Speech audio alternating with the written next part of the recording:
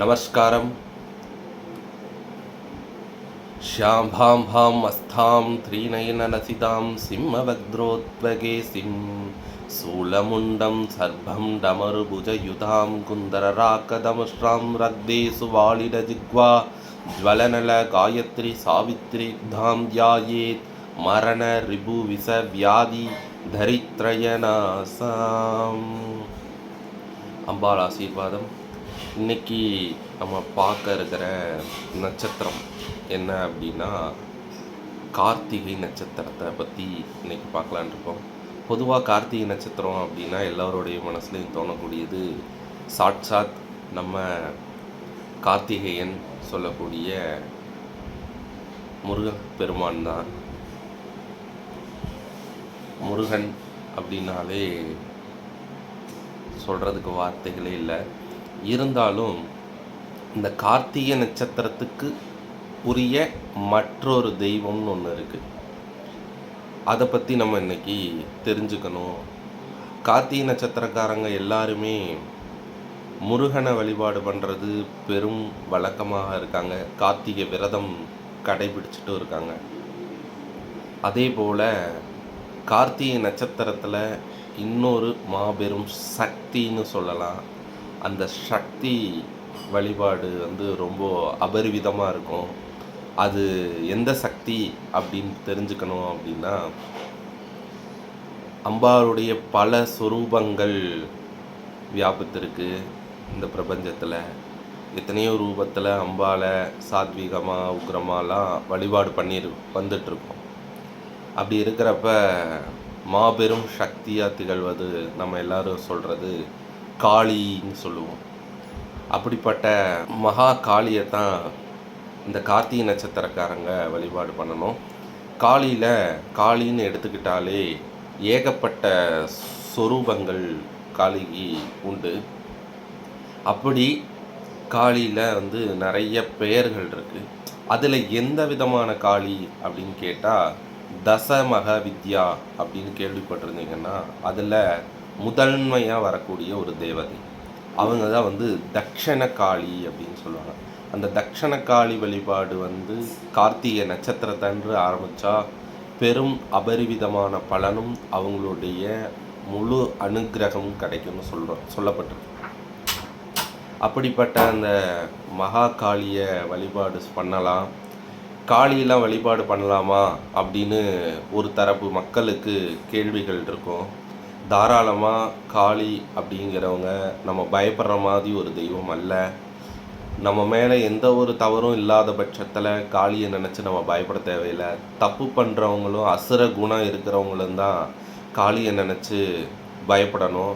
நம்ம உண்மையாக இருக்கிறோம், நல்லது நினைக்கிறோம், 4 பேர் நல்லா இருக்கணும்னு நினைக்கிறப்ப நம்ம காளியை நினச்சி பயப்பட தேவையில்லை. அவங்க ஒரு குழந்தையை போல நமக்கு இருப்பாங்க. காளி பொதுவாக நீங்கள் காளி உபாசனை பண்ணுறவங்க, காளியுடைய பக்தர்கள்ட்ட போய் காளியை பற்றி கேட்டு பார்த்தீங்கன்னா சொல்லுவாங்க, அவள் ஒரு குழந்தை அப்படின்னு சொல்லுவாங்க. கண் கண்ட தெய்வம் அப்படின்னு சொல்லுவாங்க. நீங்கள் என்ன தான் இது பண்ணாலும் உங்கள் மேலே கோவப்படவே மாட்டாங்க. உங்கள் மேலே கருணையே காட்டக்கூடிய தெய்வம் தான் காளி. காளி ஒரு மாபெரும் சக்தி. ஆனால் அவங்களுடைய உக்கிரத்துக்கு அசுரர்கள் அத்தனை பேரும் பதில் சொல்ல முடியாது. எத்தனை பேர் துவம்சம் பண்ணிடுவாங்க. எதிரிகளால் செய்யப்படக்கூடிய வினைகள் அனைத்தும் அகன்றும், கண் திருஷ்டி நிவர்த்தியாகும். காளி வழிபாடு பண்ணலாம், அனைவருமே வழிபாடு பண்ணலாம். என்னன்னா அவங்களுடைய வழிபாட்டு முறை கொஞ்சம் கடினமாகவும் இருக்கும்.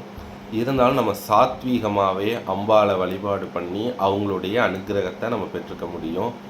அவங்களுக்கு எந்த ஒரு தெய்வத்தை எடுத்துக்கிட்டாலுமே கூட பக்தி தான் முதன்மையாக சொல்லப்பட்டிருக்கு. பக்திக்கு மீறிய எதுவுமே இல்லை. எந்த தெய்வத்தை பக்தியோடு அணுகணும்னா அவங்களுடைய பரிபூரண ஆசி நமக்கு கிடைக்கும். இது நிதர்சனமான உண்மை. இது நீங்கள் எப்படிப்பட்ட ஒரு இதாக இருந்தாலும் சாதிச்சுக்க முடியும். மெயினாக காளி வழிபாட்டை பொறுத்தளவு நமக்கு குழந்தைகள் எல்லாம் காளி மந்திரம் சொன்னாங்கன்னா கூட நல்ல கல்வி, ஞானம், நல்ல புத்தி எல்லாம் தெளிவுற கிடைக்கும். காளிதாசன் கவி பாடினார்னு சொல்லுவாங்க. அவர் காளி வழிபாடு பண்ணதுனால தான். அப்படிப்பட்ட ஒரு ஞானத்தை கொடுக்கக்கூடிய அம்பாள் தான் வந்து காளி. அதனால் அவங்கள நினச்சி நம்ம பயப்பட வேண்டிய அவசியமே இல்லை.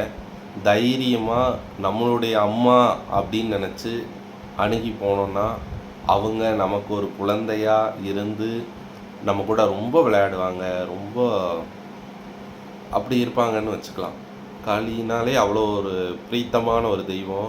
அவங்கக்கிட்ட நீங்கள் அணுகிட்டீங்கன்னா அவங்களுக்கு மற்றொரு தெய்வத்தை விருப்பம் இருக்காது. ஏன்னா அவளே ஒரு கண்கண்ட தெய்வமாக நமக்கு அப்படி ஒரு அருள் பாலிச்சுக்கிட்டே இருப்பாள். அவள் இருக்கிறேங்கிறத ஒவ்வொரு சனமும் நமக்கு நிரூபணப்படுத்திக்கிட்டே இருப்பாங்க அம்பாள். அப்படிப்பட்ட ஒரு தெய்வம் தான் வந்து காளி.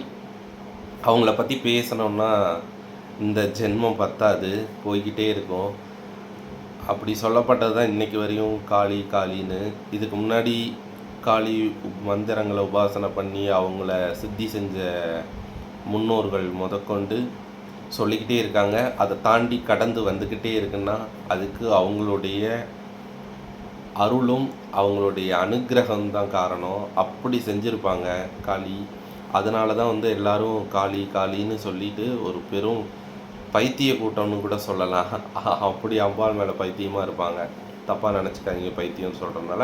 அந்த அளவுக்கு தன்னை மறந்து அம்பாள் மேலே ஒரு பெரிய அதீத நம்பிக்கைன்னு சொல்லுவாங்க காளி. அப்படிப்பட்ட காளியோட மந்திரத்தை நம்ம பார்ப்போம்.